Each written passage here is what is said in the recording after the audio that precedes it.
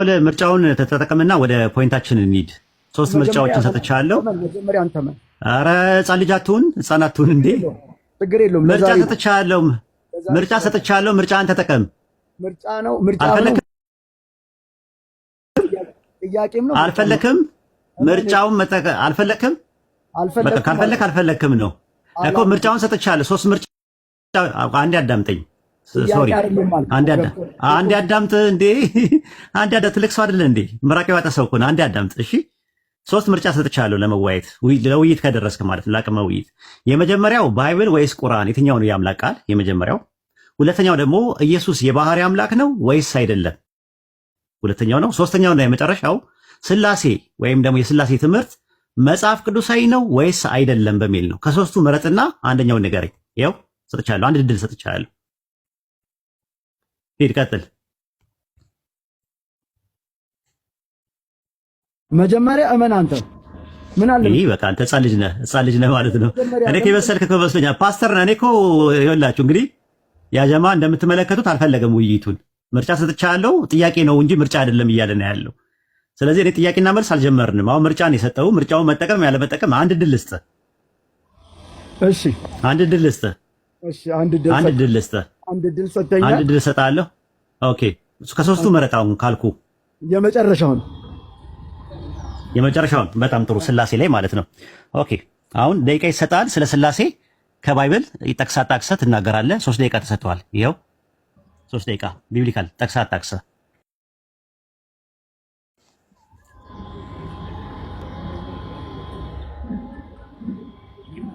እሺ ደቂቃ ይዤለት ዛራ አለሽ?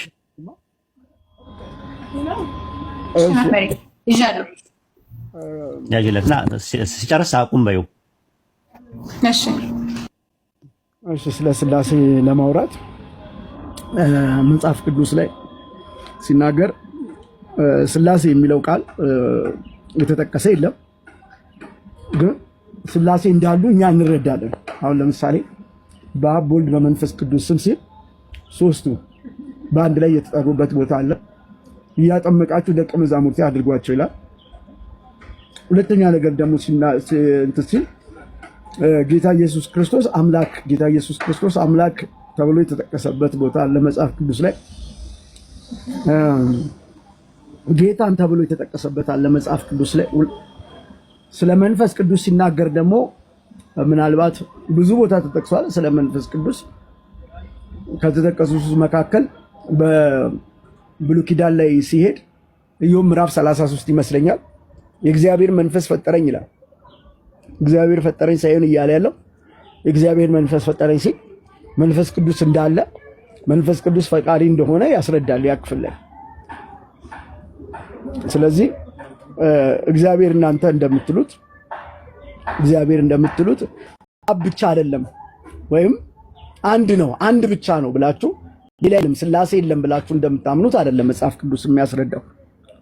ስለዚህ የኔ መነሻ ሐሳብ ይሄ ነው። ሚኪ ቻርጀር አንጣልኝ እስኪ ሊዘጋብኝ ነው። ዛሩ ጨርሷል ወይስ ደቂቃውን ጨረሰ ወይስ ልቀጥል? ዛሩ ደቂቃው አንድ ደቂቃ አለው። አንድ ደቂቃ አለው። ረጅም ሐሳብ አላወራም። ኦኬ ጥሩ። እንግዲህ እንደምትመለከቱት ነው። አንድ ጥቅስ እንኳን ሳይጠቅስ ነው የወረደው። አንደኛ ነገር ደግሞ ስላሴ የሚለው ቃል ባይብል ላይ የለም። አዎ እውነት ነው። ግን ስላሴ የወከለው ሐሳብ ራሱ ባይብል ላይ የለም። ለምሳሌ ኦሪት ዘዳግም ምዕራፍ 32 ቁጥር 39 ላይ አሁንም እኔ ብቻዬን እንደሆንኩኝ ከኔ በቀር አምላክ እንደሌለ እወቁ ይላል። እኔ ብሎ የሚናገር አንድ ማንነት ነው ያለው። ትንቢተ ኢሳይያስ ምዕራፍ 44 ቁጥር 6 ላይ የእስራኤል ንጉሥ ያህዌ የሚቤዜ የሠራዊት ጌታ እግዚአብሔር እንዲህ ይላል፣ ከእኔ በቀር ሌላ አምላክ የለም እያለ ነው የሚናገረው።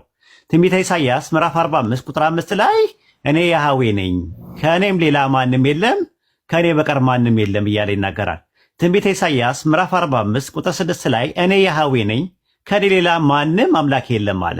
ትንቢተ ኢሳይያስ ምዕራፍ 45 ቁጥር 18 ላይ እኔ ያህዌ ነኝ፣ ከእኔ በቀር ሌላ አምላክ የለም ይላል። ትንቢተ ኢሳይያስ ምዕራፍ 45 ቁጥር 21 ላይ ከእኔ በቀር ሌላ አምላክ የለም፣ እኔ ጻድቅ አምላክና መድኃኒት ነኝ፣ ከእኔ በቀር ማንም የለም አለ። ኢሳይያስ ምዕራፍ 45 ቁጥር 22 ላይ እኔ አምላክ ነኝና ከኔ በቀር ሌላ አምላክ የለም፣ ወደ እኔ ዘወር በሉ ትድናላችኋል። ትንቢተ ኢሳይያስ ምዕራፍ 46 ቁጥር 9 ላይ እኔ አምላክ ነኝና ሌላ የለምና የቀደመውን ነገር አስቡ፣ እኔ ያህዌ ነኝ፣ ከእንደኔ ያለ ማንም የለም አለ።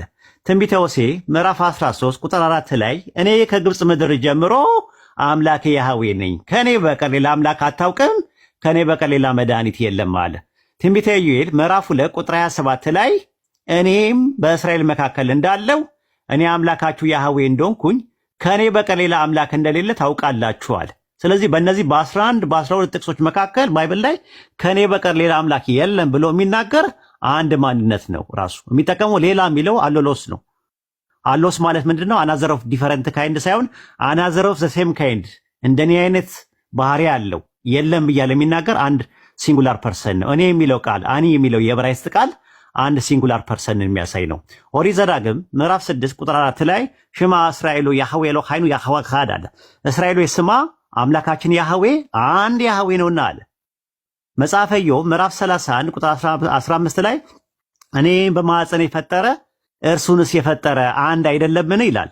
ትንቢተ ሚልክያስ ምዕራፍ 2 ቁጥር 10 ላይ ለሁላችን አንድ አባት ያለ አይደለምን? አንድ አምላክስ የፈጠረን አይደለምን ይላል። ትንቢተ ዘካርያስ ምዕራፍ 14 ቁጥር 9 ላይ ያህዌ በምድር ላይ ይነግሣል፣ እሱም አንድ ስሙም አንድ ይሆናል አለ። ወደ አዲስ ኪዳንም ስንመጣ ማርቆስ ወንጌል ምዕራፍ 10 ቁጥር 18 ላይ ለምንድን ነው እኔን ቸር የምትለኝ ከአንዱ አምላክ በስተቀር ቸር የለም በማለት ኢየሱስ ከአንድ አምላክ ራሱን አውጥቶ ነው የሚናገረው። ዮሐንስ ወንጌል ምዕራፍ 17 ቁጥር 3 ላይ እውነተኛ አምላክ ብቻ ነው የሆንከው አንተንና የላከውን ኢየሱስን ያውቁ ዘንድ ይህች የዘላለም ሕይወት ናት እያለ ይናገራል። አንደኛ ቆሮንቶስ ምዕራፍ 8 ቁጥር 4 ላይ ከአንዱ በቀር ማንም አምላክ እንደሌለ እናውቃለን አለ። ከዛ ቁጥር 6 ላይ ነገር ሁሉ ከእርሱ በኩል የሆነ አንድ አምላክ አብ አለን ይላል። ባይብል ላይ አምላክ አብ፣ ወልድ፣ መንፈስ ቅዱስ ናቸው የሚል የለም። ወይም ደግሞ አንዱ አምላክ ሶስት አካላት አለው ወይም አንዱ አምላክ በሶስት አካላት ተገለጠ የሚል ጥቅስ የለም። ስላሴ ማለት ቃሉ ባይኖርም ሐሳቡ ባይብል ላይ አለ ብለው የሚሉት ሐሳቡ ምንድነው ስንል አንድ አምላክ በሶስት አካላት ተገለጠ ወይም እነዛ ሶስት አካላቶቹ አንድ አምላክ ናቸው የሚል ትምህርት ባይብል ላይ የለም ማለት ነው። ደቂቃ እንጨርሻለሁ። ዛሩ መሐመድ ደቂቃህን ጨርሰህ እኔ እየጻፍኩልክ ነበር። አሁን የጨረስከው? እሺ እሺ፣ ቀጥል ሰለሞን። ሰልፍክም? እሺ ሰለሞን ቀጥል። እሺ ቀጥላለሁ። እሺ ቀጥላለሁ። እግዚአብሔር አንድ አምላክ ብሎ ነው እያስረዳ ያለው። ዘፍጥረት ምዕራፍ 2 ላይ ሲናገር የሰው ልጅ እንደ ምሳሌያችን በምሳሌያችን እንደ ምሳሌያችን እንፍጠር ይላል። 15 ላይ ዘፍጥረት 15 ላይ ሲናገር ደግሞ የሰው ልጆች ግንብን እየገነቡ ባለበት ሰዓት ኑ እንውረድ የሚል ቃል አለ። ኑ እንውረድ ሐሳባቸውንም እንደባልቅ ይላል። እግዚአብሔር እንደዚህ ያለ ኑ እንውረድ ሐሳባቸውን ወይም ቋንቋቸውን እንደባልቅ የሚል ቦታ አለ። እግዚአብሔር አንድ ነው ብሎ እንደሱ የሚያስብ ከሆነ በተናጠል የሚያስብ ከሆነ አንድ ብቻ ወይም አላህ ብሎ እሱ የሚያስበው እኛ ላይ ግን እንደዛ የሚያስብ ከሆነ እዛ ላይ እንደዛ ይላል። ሲቀጥል ዕብራውያን ምዕራፍ 1 ላይ ሲናገር ምንድነው የሚለው? ስለ ልጁ ግን ይልና አምላክ ሆይ ዙፋንህ ለዘላለም የጸና ነው ይላል። ስለምኑ? ስለ ልጁ ነው የሚያወራው። አምላክ ሆይ ዙፋንህ ለዘላለም ምን ያለ ነው? የጸና ነው ብሎ ይናገራል። ሁለተኛ ዮሐንስ ወንጌል ምዕራፍ 1 ላይ ሄዳችሁ ስትመለከቱ እንደዚህ የሚል ቃል አለ። አንድ ላይ በመጀመሪያ ቃል ነበር፣ ቃልም በእግዚአብሔር ዘንድ ነበር፣ ቃልም እግዚአብሔር ነበር ብሎ ቃል የኢየሱስ ክርስቶስ ስም እንደሆነ ይሄ የኢየሱስ ክርስቶስ ስም እንደሆነ ደግሞ ዮሐንስ ራእይ ምዕራፍ 19 ላይ ጥቅስ የምትፈልግ ከሆነ በደንብ እሰጣለሁ። ዮሐንስ ራእይ ምዕራፍ 19 ላይ እንደዚህ ይላል፣ ማንም የማያውቀው ከሱ ውጪ ማንም የማያውቀው ስም በላይ በሱ ላይ ተጽፏል ይላል። በግንባሩ ላይ ተጽፏል። ስሙም የእግዚአብሔር ቃል ብሎ ያን ዮሐንስ ወንጌል ምዕራፍ 1 ላይ ያለውን ያን ቃል መልሶ ራእይ ላይ መልሶ ያመጣዋል። ስለማ ስለ ኢየሱስ ክርስቶስ ሲቀጥል ደግሞ ዮሐንስ ራእይ ምዕራፍ 1 ላይ ለዮሐንስ ራእይ ምዕራፍ 1 ላይ ሲናገር ምንድነው የሚለው? እጁንም በላይ ላይ ጫነብኝ ይልና ዮሐንስ እጁን በላይ ላይ ጫነብኝልና አትፍራ፣ አይዞ መጀመሪያውና መጨረሻው አልፋና ኦሜጋ እኔ ነኝ ይላል። መጀመሪያውና መጨረሻው አልፋና ኦሜጋው እኔ ነኝ ብሎ ይናገራል። ሲቀጥል ደግሞ አይ ቲንክ ዮሐንስ ራእይ ምዕራፍ 20 ላይ ይመስለኛል። ዮሐንስ ራእይ ከእግዚአብሔርና ከበጉ ዙፋን ይላል። በሰማይ ላይ ከእግዚአብሔርና ከበጉ ዙፋን ይላል። ስለዚህ በዚህ አይነት መንገድ ኢየሱስ ክርስቶስ አምላክ መሆኑን የሚያስረግጥ ወይም የሚያስረዱ ጥቅሶች አሉ ማለት ነው። እሱ አሁን ያዌ አንድ ነው ብሎ ነው የሚያሳየው። እውነት ነው ሲናገር ምንድን ነው የሚለው? በብሉይ ኪዳን ጊዜ እስራኤል ሆይ አምላክ ስንት ነው? አንድ አምላክ ነው። ለምን? በብሉይ ኪዳን ጊዜ ጣዖት የበዛበት በጣዖት የሚመራ ህዝቡ ጥቂት ስለነበረ በምድር ላይ የነበረው ህዝብ ቁጥር ትንሽ ነው። በጣዖት የሚመራ ስለነበረ እግዚአብሔር በምንም ደግሞ ስለማይመሰል በምንም ልትመስሉኝ አትችሉም፣ በምንም ቅርጽ ልታወጡልኝ አትችሉም ደቂቃ ጨርሳ ፓስተር ብሎ ስለተናገረ። እሺ አመሰግናለሁ። ደቂቃ ጨርሳ እሺ ቀጥታ መረስ ደቂቃ አለ።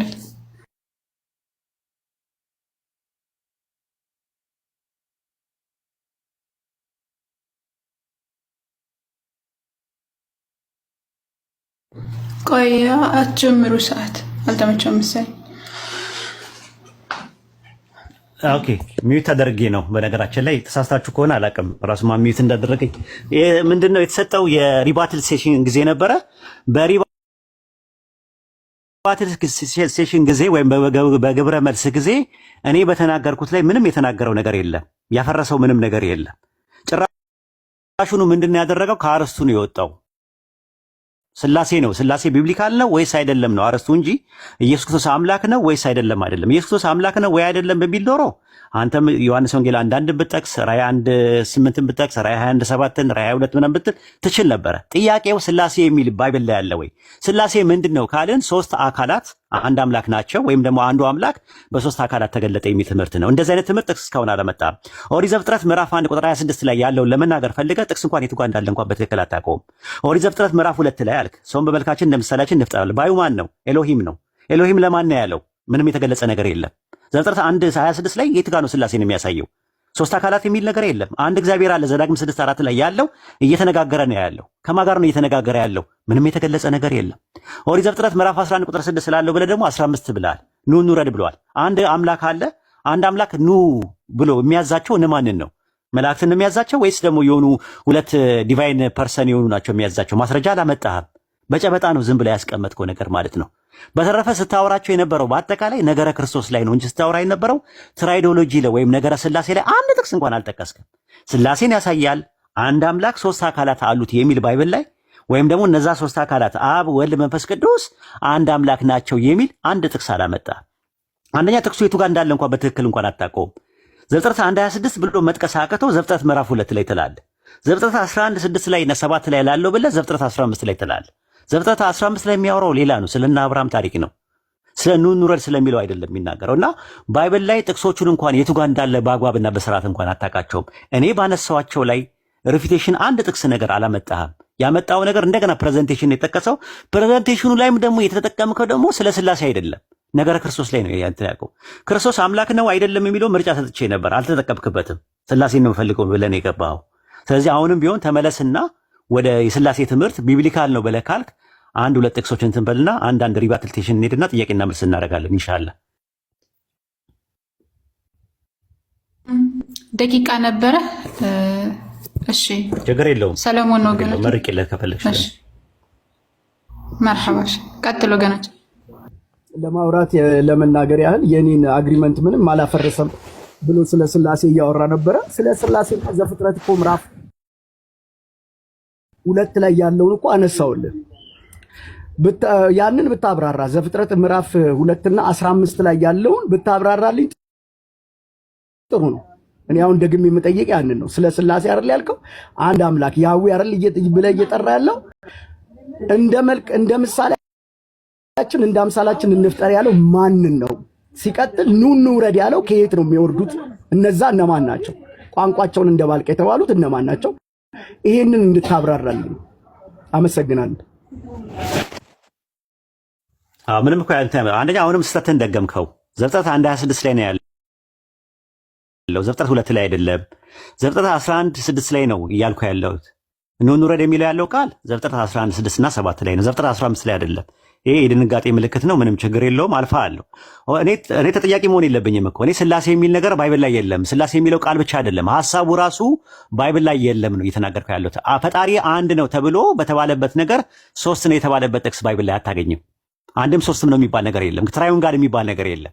አንተን እንደው ኦሪት ዘፍጥረት ምዕራፍ 1 ቁጥር 26 ላይ አምጥተህ አምላክ እነማንን ነው እንፍጠር የሚለው ብሎ የሚለውን ነገር አንተ ነህ ማብራራት ያለብህ። ይሄ ምን ይባላል መሰለ? በርደን ኦፍ ፕሩፍ ፋላሲ ይባላል ማለት ነው። አንተ ማብራራት የሚገባን ነገር ሌላው ጋር ሸክም ማድረግ። እኔ ያ ዘፍጥረት 1:26 ላይ ስለ እኔን ጥቅስ ይደግፈኛል ብዬ አይደለም ያመጣሁት። አንተ ነህ ጥቅስ ስለ ስላሴ ያሳያል ብለህ ያመጣው። ዘፍጥረት 1:26 ላይ እግዚአብሔር እየተነጋገረ ያለው ከማን ጋር ነው ለሚለው ነገር አንተ ማብራራት ካልቻልክ እኔ ላብራራው እችላለሁ፣ ያንተን ጥቅስ ማለት ነው። ዘፍጥረት 11:6 ላይ ያለው እንደዛ ነው። ኦሪት ዘፍጥረት ምዕራፍ 11 ቁጥር 6 ላይ እግዚአብሔር ምንድነው ኑ ይላል። ኑ የሚለው ፈንክሽናል ሰቦርዲኔሽን አይደለም፣ ኦንቶሎጂካል ሰቦርዲኔሽን ነው። ለምን አምላክ አምላክን አያዝም? ራሱ ኑ ብሎ አያዛቸውም ራሱ። ለምን ኢሳይያስ ምዕራፍ 1 ቁጥር 19 ላይ ኑ እንዋቀስ ይላል። እንዋቀስ የሚለው ማንን ነው ስንል የእስራኤልን ሕዝብ ነው። ኦሪት ዘፍጥረት ምዕራፍ 11 እግዚአብሔር ይሄ አንድ እግዚአብሔር ዘዳግም 6:4 ላይ ያለው እግዚአብሔር እነማን ነው ኑ የሚለው? ሁለት ፐርሰኖችን ወልድና መንፈስ ቅዱስን ነው። ማስረጃ ማምጣት አለብህ። እኔ ግን መላእክትን ነው ብዬ እላለሁ። ለምን መጽሐፈ ኩፋሌ ምዕራፍ 10 ቁጥር 13 ላይ ምን ይላል? እግዚአብሔርም አለ መልአኩ ሲናገር ኑ እንውረድ አለን ብሎ ይናገራል። መጽሐፈ ኩፋሌ ምዕራፍ 4 ቁጥር 4 ላይ አምላካችን እግዚአብሔር ለእኛ እንዲህ አለን አለ። ምን አለን? እንፍጠር አለን ብሎ ይናገራሉ። እነማን ናቸው የሚናገሩት? መላእክቶች እንደሆኑ መጽሐፈ ኩፋሌ 4:4 ላይ። አንተ ግን በጀርባው ላይ ዘፍጥረት 1:26 ላይ እግዚአብሔር ኑ እንፍጠር እያለ ያለው ለእነማን እንደሆነ ማብራራት ያለብህ አንተ እንጂ እኔ አይደለሁም። ቢያንስ እኔ ኢንፎርሜሽን ሰጥቻለሁ ከመጽሐፈ ኩፋሌ 4:4 እና ከመጽሐፈ ኩፋሌ ምዕራፍ 10 ቁጥር 13 ላይ። አንተ ግን ይህንን ነገር ማብራራት ራሱ አልቻልክም። ራሱ አሁንም ቢሆን ስላሴ የሚባለው ነገር 1% ሳይሆን 3% ዋን ኤሰንስ ነው። ስለዚህ 3 ፕሮሶፖን እንዳለው የሚያሳይ ከዛ እነዛ አምላክ 3 ፕሮሶፖን አለው። እነዛ 3 ፕሮሶፖኖች ደግሞ አንድ አምላክ ናቸው፣ ዋን ኤሰንስን ሼር ያደርጋሉ የሚል ማስረጃ እስካሁን አላመጣህም። እስቲ የት አለ? አምጣው። እሺ ጥሩ። ምናልባት ጥቅሱን ስጀምር የጥቅስ ቦታውን መሳሳቴን እሱን እንደ ድክመት አይተህ እንደ ፍርሃት አይተህ ከሆነ በጣም እየወረደ ነው እሱ አስተሳሰብ። ሲቀጥል ግን ለምን ዋናውን ሐሳብ ለመረዳት ፈቃደኛ ከሆንክ ሲቀጥል ግን በሌላ ኑ እንውረድ ሲል ምን ማለቱ ነው አልክ አንተ። ኑ እንውረድ ማለት ኑ እንዋቀስ ይላል እግዚአብሔር አልክ። እውነት ነው። ኑ እንዋቀስ ያለው እስራኤላውያንን ነው። እዚህ ጋር ኑ እንውረድ ያለው ከሰማይ ነው ስልህ ምን አልክ አንተ? መልአክን ነው። መጽሐፍ ቅዱስ መልአክ ይላል አይልም። የራስን ሐሳብ እየሰጠ ነው። እዚህ ጋር አጥፋው ይሄንን መጀመሪያ የራስን ሐሳብ መልአክ የሚለውን ሲቀጥል እንደ መልካችን እንደ ምሳሌያችን እንፍጠር ያለው እኔን ለምን ትጠይቀኛለህ አልክ። አንተ ከሆነ መነሻ ሐሳብ የሰጠው ለውይይት ጥያቄ አለኝ ብለህ ያነሳው ያንን ነው። እኔ መለስኩልህ ምን ብዬ? ዘፍጥረት ምዕራፍ 2 ላይ ምዕራፍ 1 ብዬ ተሳስቼ ነበር አይደል? ስላደረምከኝ አመሰግናለሁ። ቴንኪው በጣም። ዘፍጥረት ምዕራፍ 2 ላይ ያለውን ቃል እንደ መልካችን እንደ ምሳሌያችን እንፍጠር ሲል በዛ ውስጥ ስላሴ ያሉ እኛ እንረዳለን ብዬ ነገርኩ አንተ። ይሄንን አንተ ነህ ማፍረስ ያለብህ። አይ ኖ ብለህ ማፍረስ ያለብህ አንተ እንጂ እኔ አይደለሁም። እኔማ ተረድቼ ተቀብያለሁ። ሲቀጥል ዘፍጥረት ምዕራፍ 11 ላይ 11:15 ሲናገር ምንድነው የሚለው? ኑ እንውረድ ይላል። ቋንቋቸውን እንደባልቅ ብሎ ይናገራል። መልአክ ናቸው አለ። እዛ ውስጥም እኛ ስላሴ ያሉ ብለን እናምናለን። ፐርሰን አንተ በፐርሰን ደረጃ አይ አይደለም እንደዚህ ነው ብለህ ልትናገር ትችላለህ ወይ? ስለ ስላሴ ልትናገር ትችላለህ ወይ? ይህንን በዚህ መልኩ ነው የማስረዳ። ሲቀጥል ኢሳይያስ ላይ የተጻፈ አለ። ኢሳይያስ ምዕራፍ ደቂቃ ያያችሁ ይስሐቅ ካለ ይስሐቅ ደቂቃውን ያዝ። ደቂቃ አልቋል። ደቂቃ ስለለዛችሁ ነበር። አንተ እንዴ ደቂቃውንም የምትይ ነው? አይ ደቂቃ እኔ ያዝኩ ነው። ምክንያቱም እያየችው አይደለችም እሷ ካውንተሩ አልቋል። ኡስታዝ ካውንተር አስቀምጬ ነበር። ካውንተሩ አልቋል። ያ ማለት 3 ደቂቃ እንጨርሳለን። ኦኬ ደቂቃው ያዝለትና ደቂቃ እንትን በሉ። ምክንያቱም እኔ ያልኩት ምንድነው ደንግጣል ነው ያልኩ እንጂ ፈርታል አላልኩኝም። ብትፈራ ኖሮ መታ አትወያይም ነበረ። የሚፈራ ሰው አይወያይም መጥቶ። አንተ አልፈራህም፣ ግን ደንግጣል። መደንገጥ የሚታወቀው ጥቅሶቹ አግባቡ ቤቱ ጋር እንዳሉ እንኳን ተደናብረሃል። ያንን ነው ልል የቻልኩት ነገር። ወደ ጥያቄና መልስ እንሂድ። አሁን የጥያቄና መልስ ጊዜ ስለሆነ ወደ ጥያቄና መልስ እንሂድ። ኦሪት ዘፍጥረት ምዕራፍ 11 ቁጥር 6 ላይ ስላሴን የሚያሳየው እንዴት ነው? ኑ የሚለው እግዚአብሔር እነማንን ነው? የአንድ እግዚአብሔር አለ። ዘዳግም 6:4 ላይ ስማ እስራኤሉ ያህዌ ኤሎሃይኑ ያህዌ ኻድ አለ። እስራኤሎች ስማ አምላካችን ያህዌ አንድ ያህዌ ነው ይላል። ይሄ አንድ ያህዌ አምላካችን ያህዌ ኑ ብሎ ያለው እነማንን ነው? ማስረጃ ስጠኝ እስቲ እከሌን በለኝና ከዛ በኋላ ስላሴን እንገነባለን። ይሄ ነው ጥያቄ። ወደ መልሱ ግባ።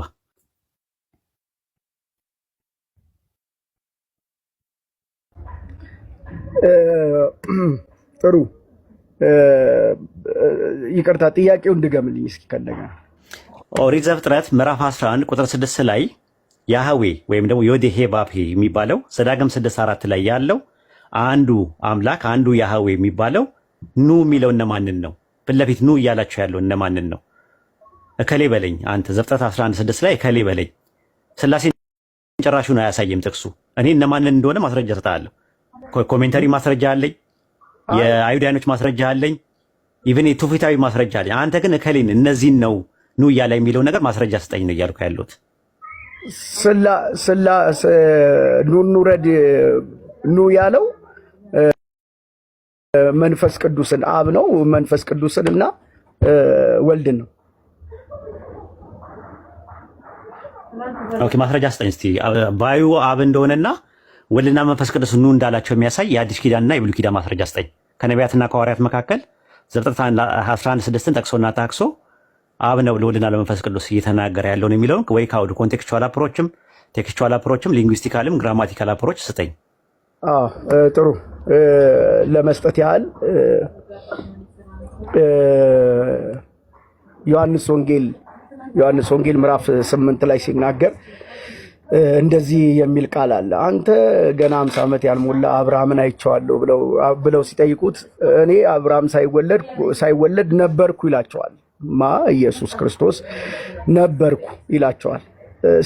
በሌላ በኩል ደግሞ እዛው ዮሐንስ ወንጌል ምዕራፍ 1 ላይ በመጀመሪያ ቃል ነበር ይልና ቃልም በእግዚአብሔር ዘንድ ነበር፣ ቃልም እግዚአብሔር ነበር ይለዋል። ያ ቃል የተባለው ዮሐንስ ራእይ ላይ ኢየሱስ ክርስቶስ እንደሆነ ይናገራል።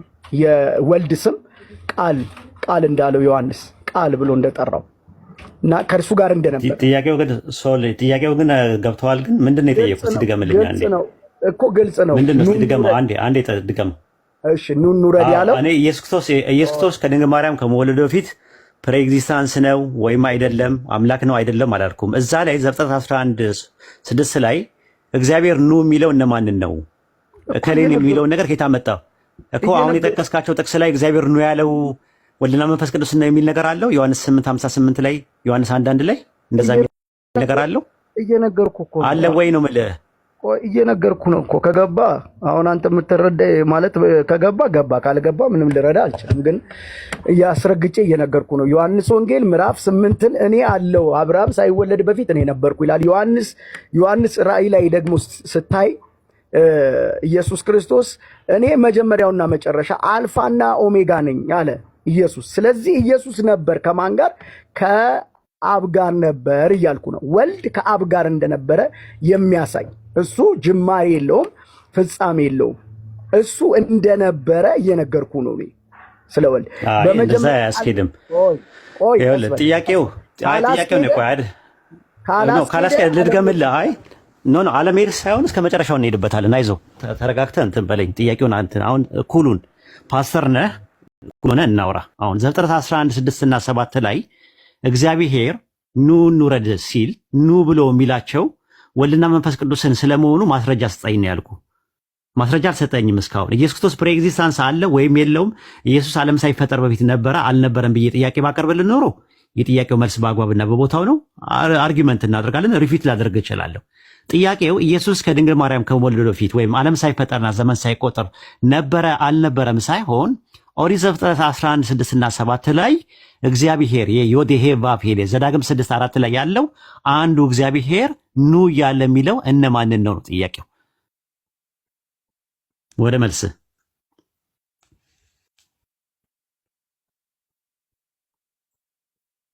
ከዚህ ሌላ መልስ የለኝም። አሁን ከነገርኩ ውጪ መልስ የለኝም። ኢየሱስ ክርስቶስ በዘላለም ከእርሱ ጋር እንደነበረ፣ ወልድ ከእርሱ ጋር እንደነበረ እየነገርኩ ነው እኮ። እነማን? አይ እኔ ጠየቅኩ ስለ ኢየሱስ ፕሬኤግዚስተንስ አልጠየቅኩም እንዴ። ኤግዚስተንስ አይደለም የመለስኩልህ፣ ነበረ የነበረውን ነው። እነማንን ነው? እሺ ቀለል አድርግልህ። ዘፍጥረት ወልድን ነው። ባዩ ማን ነው? ኑ እንውረድ የሚለው ባዩ ማን ነው? ማን ነው ባዩ? ኑ እንውረድ ባዩ ማን ነው? ኑ እንውረድ ያለው ማን ነው? ባዩ ማን ነው? አብ። ማስረጃ ስጠኝ እስቲ ባዩ አብ ስለመሆኑ። ጥሩ አብ ስጠኝ። አዎ ይኸውልህ አብ መጽሐፍ ቅዱስ ሲናገር እንደዚህ ይላል። አብን እንደ አባት፣ ወልድ እንደ አባት ነው የሚያየው። መንፈስ ቅዱስም አለ። ነገር ግን አብን እንደ አባት የመሳል ወይም እሱ የተናገረበት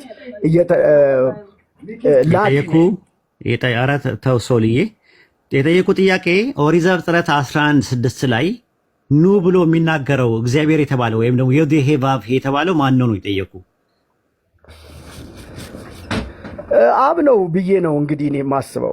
ማስረጃ ስጠኝ እስቲ። በኬት አምጣ ማለት ሶል ነገረኝ ልበል እንዴ? ሌላ ቦታ ሄጄ ብትል ጥሩ። ዘፍጥረት 11 ኬት አምጥቼ ጨበጣ እንዴ? ሶል ተው እንጂ በጨበጣ ይሆናል። ከኪሴ አውጥቼ ላውራ? ኧረ ተው ሶል፣ ደስ አይልም ራሱ ማለት። ዘፍጥረት 11:6 ላይ እግዚአብሔርም አለ ነው የሚለው። እግዚአብሔር ስንት ነው? እግዚአብሔር ስንት ነው? እዛ ጋር ባዩ አንድ እግዚአብሔር ነው ወይስ አንድ አካል ነው የሚለው? እግዚአብሔር አንድ ነው። ስላሴ እኮ አንዱ እግዚአብሔር ነው። አንዱ እግዚአብሔር እነማንን ነው የሚለው? እነማንን ነው የሚለው? አንዱ እግዚአብሔር እነማንን ነው? አንዱ እግዚአብሔር እነማንን ነው እያለ የሚጠራው? አንዱ እግዚአብሔር አይደለም። አሁን እኮ ያለ ነው አዲስ ኪዳን። እግዚአብሔር ስንት ነው? ኖ ዘዳግም 6:4 ላይ ያለው እግዚአብሔር አይደለ? ዘፍጥረት 11:6 ላይ እየተናገረ ያለው እግዚአብሔርም አለ ይላል። ያ አንዱ እግዚአብሔር እነማንን ነው የሚለው? የሚለው እነማንን ነው? ሲጀመር ወልድና መንፈስ ቅዱስ እኮ ከአብ ጋር ነበሩ አብረው። እንዴት ይላቸዋል? ራሱ እንዴት ይላቸዋል? ብሎ የሚያዛቸው ማን ነው? ፈንክሽናል ሰቦርዲኔሽን ሳይሆን ኦንቶሎጂካል ሰቦርዲኔሽን ነው የሚያሳየው። ኦንቶሎጂካል ሰቦርዲኔት አለ እንዴ በስላሴ መካከል? አንተ እንደምታየው ኦንቶሎጂካል ሰቦርዲኔሽን አለ በስላሴ መካከል? ሶል ኦንቶሎጂካል ሰቦርዲኔሽን አለ ወይ በትሪኒቲ መካከል? ምን ማለት ነው እሱ? ነው የምልህ። ቴዎሎጂ አልተማርክም? አልተማርኩም። ታዲያ ሳትማር እንዴት እንደዚህ አይነት ቦታ ትመጣለህ? እሺ ልድገምልህ። አለመማሬ አንተን ቁጭ ብድግ ከማድረግ አያግደኝም። አለመማሬ ችግር የለውም። አይዞ ኩልዳውን አሁን ምንም ችግር የለም። ልንገርህ ትርጉሙን ልንገርህ። ቆይ ተረጋጋና ትርጉሙን ልንገርህ። አልማር ነው እስካሁን የቆየሁት ከአንተ ጋር ባይዘው። ቆይ ወደ ሌላ ነገር አትየው፣ ወደ ፖይንቱ ሂድ። ኦሪት ዘፍጥረት 11:6 ላይ ኑ ብሎ የሚያዛቸው የባህሪ መገዛዛትን ነው የሚያሳየው ወይስ የግብር መገዛዛትን ነው የሚያሳየው? ባህሪ መገዛዛትን ተመልከት። እንግዲህ የባህሪ መገዛዛት ካላቸው ተነጥለዋል ማለት ነው። ተመልከቱ። ያጀማ ፓስተር ነው እየሰማችሁ ነው ያላችሁት ፕሮቴስታንቶች። ኦንቶሎጂካል ሰቦርዲኔሽን በአብ በወልድ መንፈስ ቅዱስ መካከል አለ እያለ ነው ያለው። አብ በባህሪ ከወልድ ጋር ይለያያል ማለት ነው እያለ ነው ያለው። ስለዚህ አሁን ጥያቄው የሚነሳው ምንድነው? ኦሪት ዘፍጥረት ምዕራፍ 11 ቁጥር 6 ላይ ያለው ጥቅስ ለስላሴ ትምህርት ማስረጃም መረጃም መሟገቻም አይሆንም ማለት ነው። አይ ቲንክ ይሳቅ ማጠቃለያ ብንሰራበት ይሻላል። አይደለም እንደማን ሐሳብ ነው የማይሆነው? ነው የለማ ስላሴን ማምጣት አልቻልኩም። የለም አውጣና ሳየኝ። ዘፍጥረት 11:6 ላይ አውጣና ሳየኝ ስላሴን። አንተ ራስህ ተራራው ነው ባል ማን ነው ስል መልአክ ነው አለ። ቢጨንቅ ኡስታዝ ይበቃል። ላሳይ ማስረጃ ልስጥህ። ቆይ እውቀቱ የለም ግን እኔ ያልኩበት ማስረጃ ልስጥህ መላእክት እንደሆኑ እዛው ላይ ማስረጃ ስጠኝ። እዛው ላይ መልአክ ነው። አይ እሱ ኮንቴክስት የባይብል ማስረጃ ልስጥህ። ለምሳሌ መላእክት ናቸው ያልኩበት እኔ ማስረጃ ልስጥህ እኮ አዳምጠኝ እኮ እዛው ላይ ስጠኝ። ልስጥህ ጥቅስ ልስጥህ እኮ ከአዲስ ኪዳንም ከብሉይ ኪዳንም ነው አይደል የጠየቅኩህ? ወይም ኮሜንታሪው ላምጣ ብዬ ነበረ። አትስጠኝ፣ ሌላ ቦታ አትሂድ። እዛው ላይ መልአክ መሆናቸው ይኸው ልስጥህ። ጁብሊ ምዕራፍ 10 ቁጥር 22 ላይ ምን ይላል መሰለ? ምን ላይ? ቆይ ኧረ ተረጋጋ። ምን ላይ? ተረጋጋ። መጽሐፈ ኩፋሌ አልቀበልም። እኔ መጽሐፈ ኩፋሌ አልቀበልም። አትቀበል። ግን ያዳምጥ፣ ሰው ያዳምጣ። አንዴ ተረጋግተህ፣ እሺ ተረጋጋ። አንዴ ተረጋጋ። እሺ እኛ እንናገርና እኮ አይወክል ግን አረ ፓስተር ተረጋጋ። ምን ነው ስሜት አይሆንክብኝ? ኩፋሌ ማስረጃ አይሆንም ለኔ። አረ ትንሽ ኩፋሌ አይሆን ግን ሰው ያዳምጥ። እሺ አሁን ለምሳሌ ይሄንን ነገር ልንገር ማስረጃ በቃ አታዳምጥም ማለት ነው። በቃ በቃ እሺ በቃ ይቅር። ማጠቃለያ ሰራበት። እሺ አይ ቲንክ ገና ነህ ለእውቀት ለአቅመ ውይይትም ገናም አልደረስክም። አንደኛ ሪባትል ሴሽኖችንም አታውቃቸውም። ፕሬዘንቴሽን አቀራረብ ራሱ የሞተ ነው። እንዲህ ዘለ ስትወጣ እንዲህ ትተነፍሳለህ ራሱ። ለማንኛውም አንድ ይሳቃለህ ደቂቃ ስጡትና ማጠቃለያ ይሰራበት። ሁለት ደቂቃ ስጡትና ማጠቃለያ ይሰራበት። ይሳቃለህ ወይ ኔት? ሁለት ደቂቃ ስጡና ስላሴን አጠቃላው ፐርሰናሊቶ ተጀምሯል። ሶስትን ያደረጋችሁት ሁለት አድርጉት እና ቀጥል። ሁለት ደቂቃ ስጠውና አስቆሙ ሲደርስ ነው ሚታደ። እሺ ጥሩ።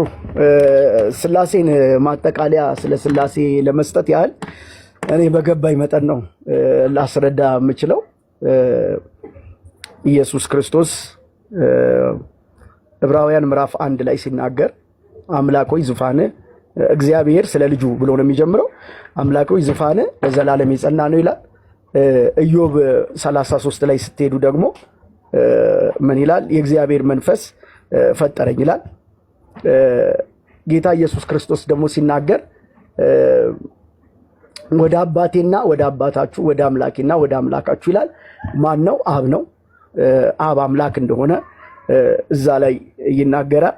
ስላሴ በእንደዚህ ጠቅለል ባለ ጀነራል በሆነ መንገድ እኔ አስቀምጨዋለሁ። አይስማማኝም፣ አይዋጥልኝም፣ እዚህ ጋር ይወጋኛል፣ ይጎረብጠኛል የሚል ሰው ካለ ማለት ይችላል። እኔ ግን የማስረዳት አቅሜን ተጠቅሜ ያለኝን የገባኝን ተናግሬያለሁ። ከዚህ በላይ አረ ደቂቃ አለ ይለካ እና በዚሁ ደቂቃ በቀረችን ደቂቃ ወደ እውነተኛ ወደ ኢየሱስ ክርስቶስ እንድትመጡ ጋብዛችኋለሁ። ጌታ ኢየሱስ ክርስቶስ ይወዳችኋል። የዘላለም ሕይወት እርሱ ብቻ ነው። ሌላ ሕይወት የለም። ሌላ መዳኛ መንገድ የለም። አትልፉ። መንግሥተ ሰማያት መግቢያው ኢየሱስ ክርስቶስ ብቻ ነው። መዳን በሌላ በማንም የለም። የሚዳነው በአንዱ በልጁ በኢየሱስ ክርስቶስ ብቻ ነው። ሌላ በር አትፈልጉ። ሌላ መሲህ አትፈልጉ። ኢየሱስ ክርስቶስ መጥቶ ስለ ሰው ልጆች ኃጢአት ራሱን በመስቀል ላይ ሰቅሏል። ሞትን ድል ነስቷል። በአብ ቀኝ ተቀምጧል። እርሱ ዳግም በክብር ተመልሶ ይመጣል። ሞት አለ፣ ፍርድ አለ። ያመነ በክርስቶስ ያመነ የዘላለምን ሕይወት ያገኛል። ያላመነ ግን ይፈረድበታል። ጌታ ኢየሱስ ክርስቶስ ይወዳችኋል። እኔም እወዳችኋለሁ። ደቂቃ ጨርሰናል ፓስተር። ኦኬ ልቀጥል። እንግዲህ እንደምታዩት ጥያቄው የስላሴ ትምህርት ነው። እሱ ግን ስለ ሳሊቬሽን ነው እያወራ ያለው፣ ስለ መዳን ነው እያወራ ያለው። እንግዲህ ማለት ከአርስቱ ሁላ ወጥቷል። ኢቭን ርዕስ ራሱ አመራረጥ ራሱ አይችልበትም። በርዕስ ማውራት የሚባል ነገር የለም። ለዛ ነው ፈርታል አላልኩኝም፣ እኔ ደንግጣል ነው ያልኩት። ፍርሃትና መደንገጥ ይለያያል። አንድ ሰው ፍርሃት አለማወቅ ነው ራሱ። በነገራችን ላይ አለማወቅን ስለሆነ እዚህ ጋር መተህ ተዳፍረ ደፍረ አልፈራህም። ነገር ግን ደንግጣል ሳታስበው። አንደኛ ጥቅሶቹ በአግባቡ የቱ ጋር እንዳሉ አታውቃቸውም። ከርዕሱ ትወጣለህ። ስላሴ የሚባለውን ትምህርት ማብራራት አልቻልክም ሁላ። ስለዚህ እኔ የጠየቅኩት ጥያቄ ምንድን ነው? ዘፍጥረት 11:6 ላይ አንተ ያመጣው ጥቅስ ላይ እግዚአብሔር ኑ የሚለው እነማንን ነው ስለ መልስ መስጠት አልቻልክም። ጭራሹኑ እኔ መጽሐፈ ኩፋሌ ምዕራፍ 13 ቁጥር 10 ላይ ምዕራፍ 10 ቁጥር 13 ላይ ሲናገር ምንድን ነው የሚለው? መልአኩ ሲናገር አምላካችን እግዚአብሔር ለእኛ እንዲህ ያለን ኑ እንውረድ አለን ብሎ ይናገራል። ይሄ እየሰጠው ያለው ባትቀበለው እንኳን ኢንፎርሜሽን ነው ራሱ። ታርገም ዮናታ ላይ ስትመለከተው ኦሪት ዘፍጥረት ምዕራፍ 11 ቁጥር 6 ላይ ያለውን የሚጠቀመው ለመላእክቶች ናቸው፣ በፊቱ ለሚቆሙ መላእክቶች አላቸው ነው የሚለው። ፈንክሽናል ሰቦርዲኔሽን የሚባል ነገር አምላክ ጋር ከሌለ፣ ኦንቶሎጂካል ሰቦርዲኔሽን ካለ ትንቢተ ኢሳይያስ ምዕራፍ 1 ቁጥር 18 እና 19 ላይ ኑ እንዋቀስ ብሎ ይናገራል። ኑ ብሎ ካለ ራሱ ጋር ያሉትን ነገሮች አይደለም ኑ የሚለው። አብና ወልድ መንፈስ ቅዱስ በሞድ ኦፍ ኤግዚስተንስ ወይም በኩነት አንድ ላይ ናቸው ያሉት ከተባለ እንዴት ነው አብ ወልድና መንፈስ ቅዱስ ኑ ብሎ የሚላቸው? ሎጂካልም አይደለም ራሱ። ይሄንን ማብራራት አልቻልክም። ያንተን ጥቅስ ላብራራልህ ብዬ ላገዘ እንጂ ስላሴን የሚያፈርስ ነገር ነው ብዬ አይደለም ያመጣሁት። ስላሴን ግን አይደግፍም ብዬ ነው ያመጣሁት። ስላሴን አይደግፍም ብዬ ያመጣሁትማ ጥቅሶችን ጭራሽ ነው ዝር ብላ አላያቸውም ራሱና ከኦሪት ዘፍጥረት እስከ ራዕየ ዮሐንስ ድረስ በተመለከትና በታነበው you could not find out any single verse about Trinity። ስለ ስላሴ አንድ ጥቅስ ማምጣት አትችልም። ሶስቱ አካላት አንድ አምላክ ናቸው የሚልና አንዱ አምላክ ሶስት አካላት አለው እንዘ አሐዱ ሰለስቱ ወንዘ ሰለስቱ አሐዱ ይሴሌሱ በአካላት ወይ ተዋሕዱ በመለኮት ትራዩን ጋድ አንድም አምላክ ሶስትም የሆነ አምላክ የሚል ባይብል ላይ የለም። ነቢያትና ሐዋርያት አንድ ባሉበት አፋቸው ውልብ ብሎባቸው አንድም ሶስትም ነው ብለው አስተምረው አያውቁም። ሶስት የሚባለው ቃላት ራሱ አይደለም፣ ሶስት የሚባለው ፊደል ራሱ እግዚአብሔር አካባቢ ላይ ድርሽ ብሎ አያውቅም። እና ለማንኛውም አጥና፣ ተማር፣ ለወደፊቱ ትምህርት ይሁን። እንደዚህ ታች ላይ ፍንፍን ማለት አያዋጣም። ራሱ እኔ ዝም ብዬ ለእውቀት አለ ብዬ አይደለም መጀመሪያ የመጣሁት። ፈርታችሁኛል እንደዚህ ምናምን ነገር እያልክ በጣም ራስህን ስትቆልል አይቼ ነው። እና በእንደዚህ በአንዴ መተንፈስ ትችላላችሁ ማለት ነው። ምንም እንደማታውቁ ማድረግ ይቻላል። ነገር ግን የሚጠቅመው ምንም ነገር የለም። ባይሆን ወደ ኢስላም ብንጠራችሁ ይጠቅማል፣ ትትና ይሻላል፣ መማማር ይሻላል በሚል መንፈስ ነበረ እስከዛሬ ድረስ የምናደርገው ማለት ነው። ዛሬ ግን እስቲ ለአንዳንድ ጊዜ ልካቸውን ይወቁ እንደዚህ አይነት ሰዎች ብለን ስላሰብን ነው ወደ ውይይት ያመጣናችሁ እንጂ አይ ቲንክ ላቀመው ውይይት ደርሳለን ብዬ አይደለም። ያው እንደው እስቲ ፕሮቴስታንቶች ትንሽ ይማሩበት ትምህርት ያገኙበት ከሚለው አንጻር ነው። ጨርሻለሁ። ሰላም አለይኩም ወራህመቱላሂ ወበረካቱ።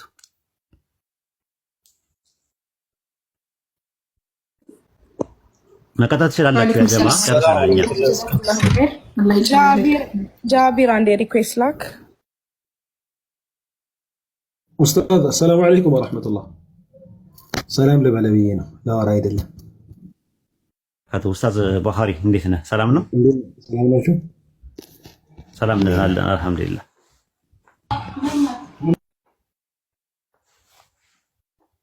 አቡበከር አንዴ ሪኩዌስት ላክ።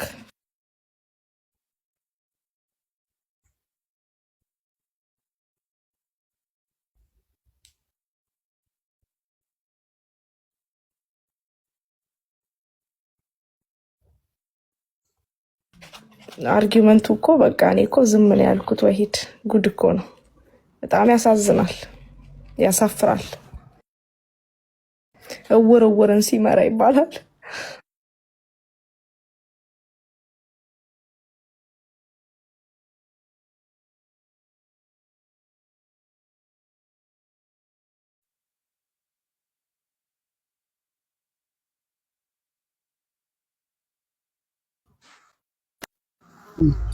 በነገራችን ላይ ፓስተር ነው ሲባል ደህና የተሻለ ያውቃል ብዬ ነበረ። አንደኛ ለሚጠቅሳቸውም ጥቅሶችን አያውቃቸውም። ኡስታዝ ነበር እያረመ የነበረው። ኦሪት ዘፍጥረት ምዕራፍ 2 ነው ደጋግሞ ሲሳሳት የነበረው። ቢያንስ አንድ ሰው በጣም የታወቀ ጥቅስ ነው እንግዲህ ዘፍጥረት 1:26 ላይ ያንን ጥቅስ ከአንድም ሁለቴ ኡስታዝ ሲያረመው የነበረው።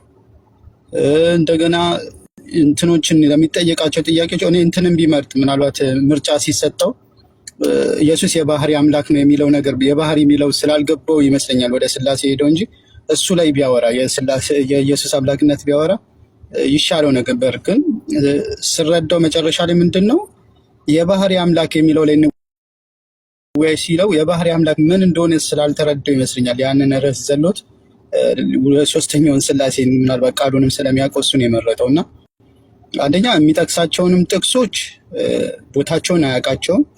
ሁለተኛ ደግሞ ስለምን እያወራ ስለምን ውይይቱ ርዕሱ ራሱ ምንድን ነው ነገረ ክርስቶስ ነው ወይስ ነገረ ስላሴ ነው እየተወራ የነበረው የሚለውንም ነገር አያውቁም።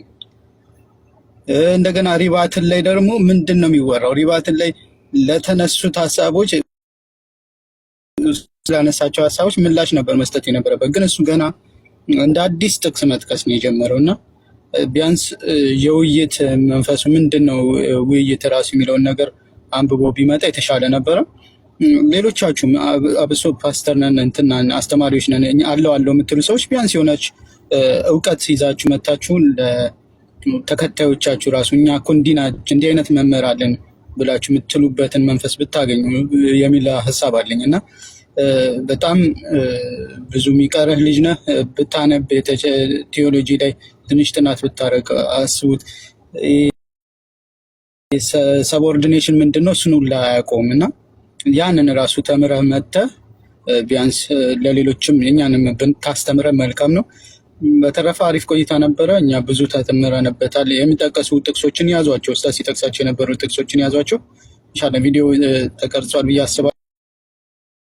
እሱን ደግሞ ሄዳችሁ ተከታተሉ። የሚጠቀሱ ጥቅሶችን ያዟቸው። ለሌላ ጊዜኛም ስንማማር እንትን ስንልበት ይጠቅመናል። ስለዚህ ይህንን አድርጉ። ኢንሻአላህ ቀጥሉ። ሌሎቻችሁ ማሰርበት። ሰላም አለይኩም ወራህመቱላህ። ሰላም ወራህመቱላሂ ወበረካቱሁ። እንዴት ናችሁ? ሰላም ነው።